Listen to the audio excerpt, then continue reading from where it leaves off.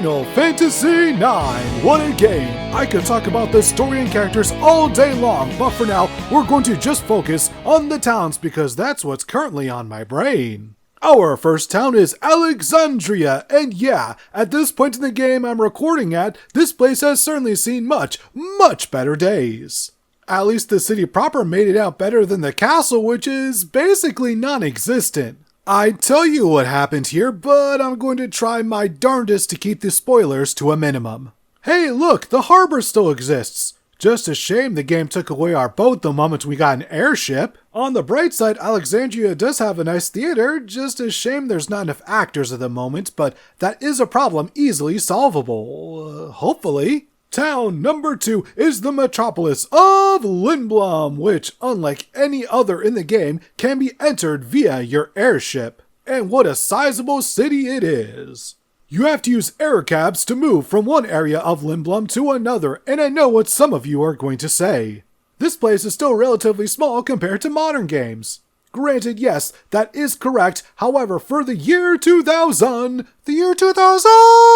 Lindblom is quite massive. And a part of the way Lindblom feels big is through the art. The fact there are so many far-off areas that we never visit gives the city a scope in a way we rarely see nowadays. And yes, I know this is due to how differently games are made now, and that's perfectly fine, but the fact remains I'm getting older and the nostalgia part of my brains are lighting up something fierce. Our third location is the always nighttime city known as Treno. It's a relatively decently sized one which can be described as the middle between Alexandria and Lindblom. On one side you can find the auction house where you can find rare items and equipment, so long as you have the guild to compete with the elite class, who I'm sure got their wealth through only the most moral means. On the other side is a bird woman collecting coins, which I am kind of terrible at finding. Oh, and don't ask why she quacks, she just does. Roll with it. And in the middle is a building hosting card battles, which I refuse to show off because I haven't been good at Tetramaster in quite some time. Our fourth settlement is Dolly, which is a rural town with a dark secret. What secret? You'll have to play the game to find out. What I can say is this chocobo plays a part. Sort of. Kind of. Trust me, it makes more sense in context. Next, we're going to a new continent in order to reach our next town, Black Mage Village. This is a place consisting completely of black mages who escaped their forced servitude of the Alexandria army. If that isn't a big enough whammy, how about the fact that each one is constantly struggling to come to terms with their own very limited mortality. On the bright side, look at this cute chocobo. Look how cute it is. Don't think about the dark themes. Don't think about the dark themes. How about a really silly place? Just a quick bit down the road is Conde Pidi. This is a place housed by dwarves with a Scottish accent, and their whole thing is in order to pass through to the other side, which at one point the party will need to do in order to reach other locations, they'll need to be married. Insert clip of Princess Bride here. The size isn't too shabby either, not as big as the larger cities, however it's still bigger than Dolly's, so that's something, I think. After that, we've got Madain Sari, which currently is the home to the party member Aiko and a bunch of Moogles. There used to be a bunch of summoners here, but they went on vacation to a farm that happens to be upstate. Gotta say, I really enjoy the whole aesthetic of this place. I wish we could have seen it before the vacationing, but Madain Sari still looks absolutely amazing.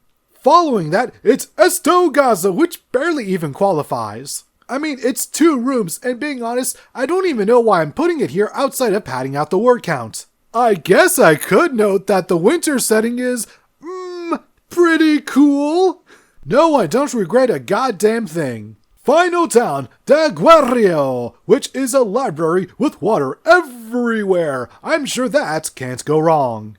I don't even remember how I first came across this place back in the day, but it's just the epitome of weird, and it feels like some sort of inside joke that I don't get. Like, a library surrounded by water. WTF, man? At the very least, I was able to rename Steiner to what he really is. Shout out to everyone who gets this reference. On top of each town, city, and settlement having a unique aesthetic, I also have to give props to Nobuo Uematsu for making some banger tunes for them. Take a listen for the love of Eiji Azaki.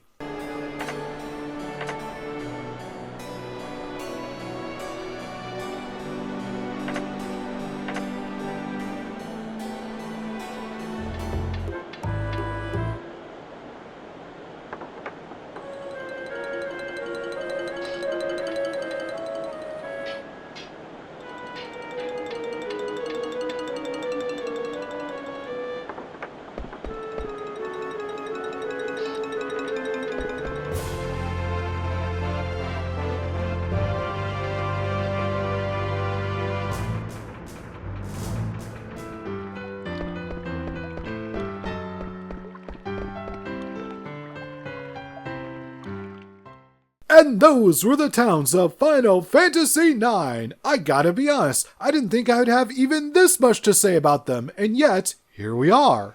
To me, towns will always be integral to bringing a game, especially an RPG, to life. They're where the people are, and thus, their culture. If you want players to be invested in your world, then you need to see the day-to-day lives, at least to some degree, of the citizens who live in a game's world, and Final Fantasy IX does a damn good job, especially for the time. Oh, and one last thing, the main menu features a blackjack game, and it's surprisingly addicting. Thank you all for watching, please be sure to like, comment, subscribe, and all that snazzy jazzy stuffs, and I hope you all have a perfect rest of your day.